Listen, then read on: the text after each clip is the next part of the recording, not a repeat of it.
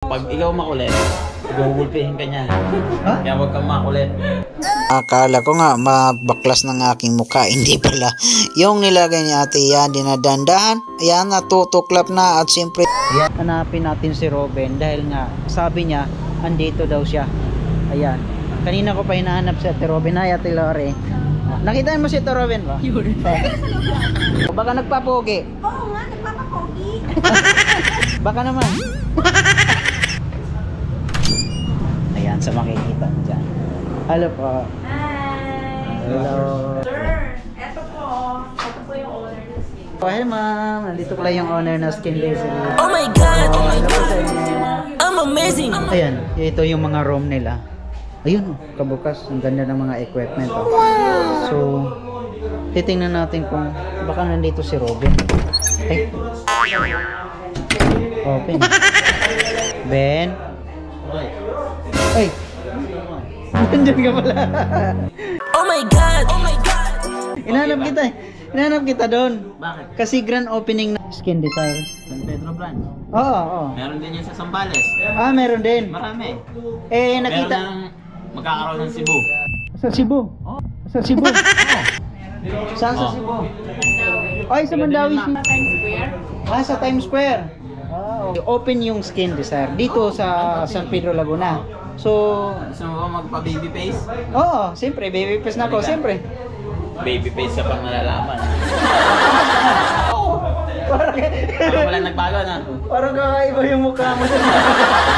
Sinasabi ko sa'yo eh. Oh, siyempre, baka naman. Oo. Baka naman dyan. Ayun na naman yung baka naman.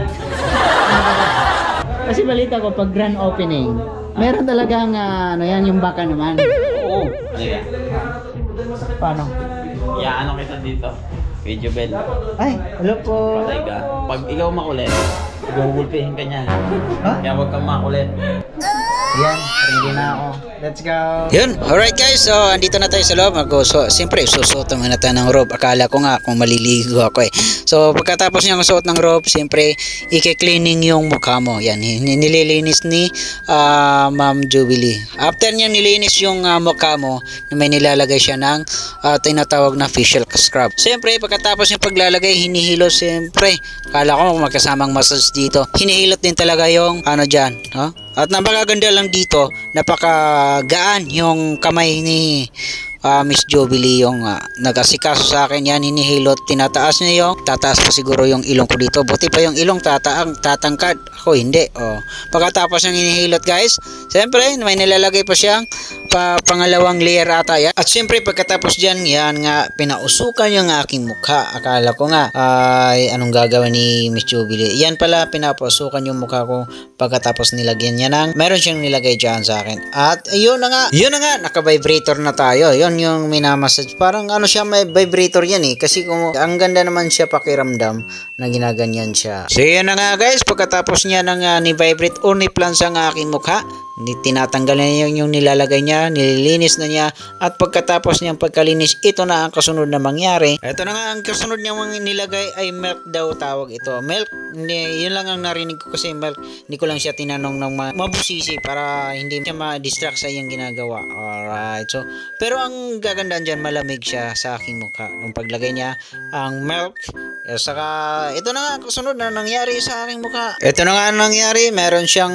hindi ko alam kung anong tawag yan, meron siyang parang kinakopit-kopit eh. O yan, tinatanggal, parang may tinatanggal siya eh. Pero ang ganda naman talaga sa pakiramdam ng ating mukha. At ito na nga ang kasunod na nangyari sa akin ay tinatanggal niya ako ng blackheads or whiteheads. Alam ko nga ano ang tinatanggal ni Miss Jubilee, yun pala yung mga blackheads, pimples, whiteheads yan. Pagkatapos niyang tanggal ng mga blackheads ko ay nilalagyan niya ng yung last na ilalagay yung binabaklas lang. Anong tawag? Facial. O, tingnan nyo pagkatapos niyang paglagay dyan ay tinatanggal, babaklasin na yung aking mukha. Hindi pala, yung nilagay niya ng facial. Alright. At ito na nga nangyayari. Dahan-dahan ni ate pagtanggal yung mga nilagay niya.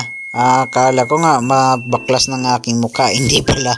Yung nilagay ni ate yan, dinadandahan, yan, natutuklap na at siyempre yan ang magdadala sa, kumbaga nababaklas yung mga whitehead, blackheads, Yan, o, di ba? Para kung nagbabalat, no? O, parang ahas nagbabalat din. Alright, so pagkatapos niyan ay nilinis pa rin ni Miss Jubilee. Pagkatapos niyang nilinis, siyempre nilagay niya ng... Ayun na nga guys, pagkatapos niya yung nilagay ni Ate Jubilee, meron siyang kinuha dyan sa machine. Siyempre naman ako ay natatakot. Di ko alam kung anong gagawin eh. Ayun pala, ay pinaplansa yung ang aking mukha.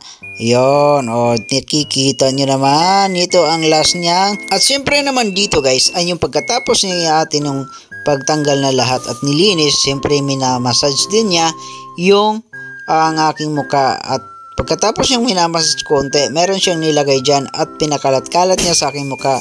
Kasi yun daw ang magpaprotect sa aking mga natanggal. Yun din ang magpaprotect sa aking mukha. Kaya sabi niya, ayun, sabi ko nga, okay na. Pagtingin ko naman, meron talagang pagbabago. At sabi niya, yon ay hindi pwedeng basahin ngayong araw, kundi kinabukasan na siyang basahin. Alright, so siyempre, naging BBPs ulit tayo.